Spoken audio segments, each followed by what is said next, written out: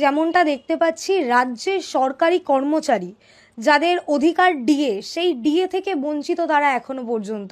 সেই জায়গায় মুখ্যমন্ত্রী একেবারে নেতাজি ইন্ডোরে দাঁড়িয়ে ঘোষণা করছেন 1,10,000 টাকা এবার পুজোর অনুদান, 85 থেকে সোজা 1,10,000। অন্যদিকে একেবারে পাড়া আমাদের সমাধান নতুন প্রকল্পও চালু করছেন তিনি।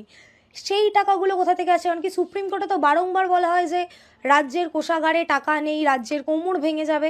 সেই টাকাগুলো কোথা থেকে আসছে? একেবারে ডিএর মূল মামলাকারী এবং আইনজীবী হিসাবে আপনারা একসাথে উপস্থিত রয়েছে, কি বলবেন সে বিষয়ে? দেখুন, এই মলয়দা আছে, মলয়দারা কেন মামলা করতে এলো? এই confederation of state government employees মামলা করতে এলো এই কারণেই যে ডিএ এআইসিপিআই অনুযায়ী দিতে হবে, এটা রোপারুল 2009-এ লেখা থাকা সত্ত্বেও সরকার এআইসিপিআই অনুযায়ী ডিএ দিচ্ছে না। বছরে দুবার করে আগে দেওয়া হতো, দুবার করে এনহান্স করা হতো বেতন, কারণ দুবার করে ডিএ দেওয়া হতো, ফলে দুবার এনহান্স হতো। আর তাছাড়া এমনি ধরেন অ্যানুয়াল ইনক্রিমেন্ট যেটা, সেটা তো ছিলই বছরে। তারপরে তারা মামলা ফাইল করতে বাধ্য হলেন।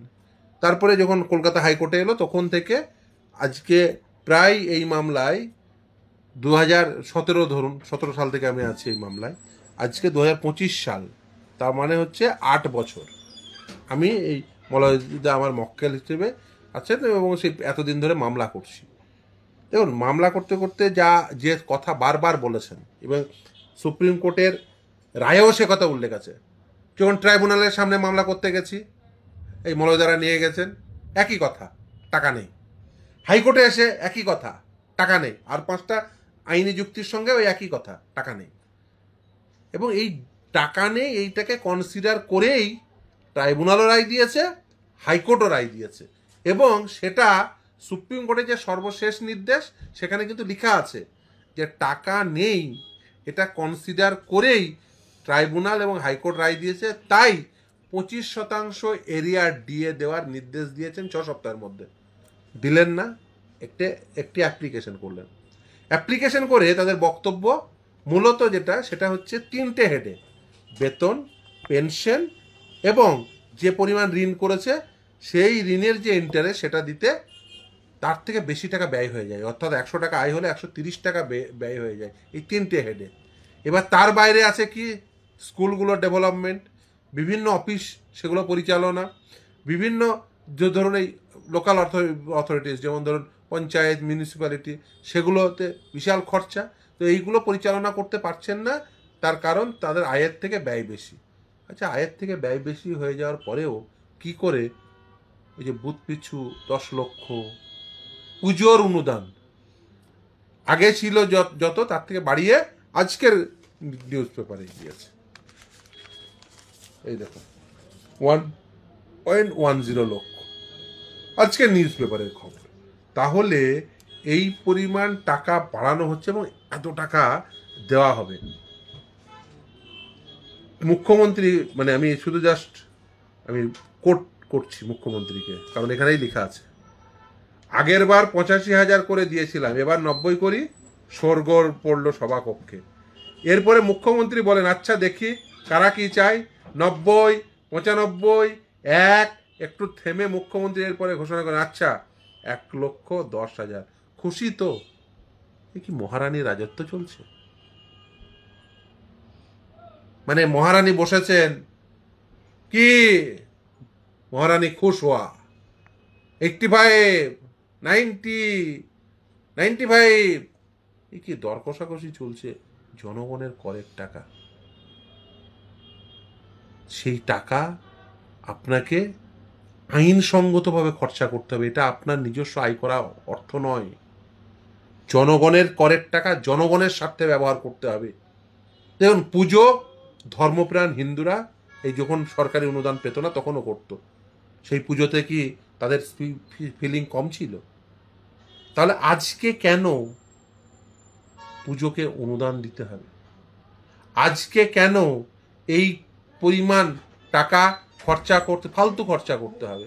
দেখুন, ইমাম ভাতারও কোনো প্রয়োজন নেই, পুজোর অনুদানেরও কোনো প্রয়োজন নেই। কারণ ইমামদের টাকা ধর্মপ্রাণ মুসলিমরা তারা নামাজ পড়ানোর জন্য, নামাজ পড়ার জন্য, নামাজ পড়িয়ে দেওয়ার জন্য ইমামদের টাকা দিতে পারবেন, ইমামদের ওই খাওয়াতে পারবেন। ধর্মপ্রাণ হিন্দুরা পুজো নিজেরা করতে পারবেন, তারা প্যান্ডেলও তৈরি করতে পারবেন, তারা ঠাকুরও আনতে পারবেন। ফলে সেখানে সরকারের ঢোকা একদম উচিত নয়। ধর্মনিরপেক্ষ রাষ্ট্রের সংজ্ঞা কী? ধর্মনিরপেক্ষ রাষ্ট্র কি, এই কনসেপ্টটা কি? রাষ্ট্রীয় নীতি নির্ধারণের ক্ষেত্রে ধর্ম কখনো নির্ণায়ক শক্তি হবে না। এক্ষেত্রে কি হচ্ছে? ধর্ম নির্ণায়ক শক্তি হয়ে যাচ্ছে। এবং রাষ্ট্রীয় নীতি নির্ধারণের ক্ষেত্রে আপনি কখনো পুজোয় অনুদান দিচ্ছেন, রাষ্ট্রের সম্পদ এইভাবে ধর্মীয় ক্ষেত্রে ব্যবহার করা যায়? আমি যদি উল্টো যুক্তি দিই, ধরুন ইমাম ভাতা দেওয়ার ক্ষেত্রে, বা ধরুন এই পুজোর অনুদান দেওয়ার ক্ষেত্রে, বা ধরুন অন্যান্য কাজ করার ক্ষেত্রে যেভাবে করছেন, যেভাবে মানে সমাজটাকে বিশেষ করে সাধারণ জনগণের করের টাকা যেভাবে ব্যবহার করছেন, সেটা একেবারেই অনুচিত।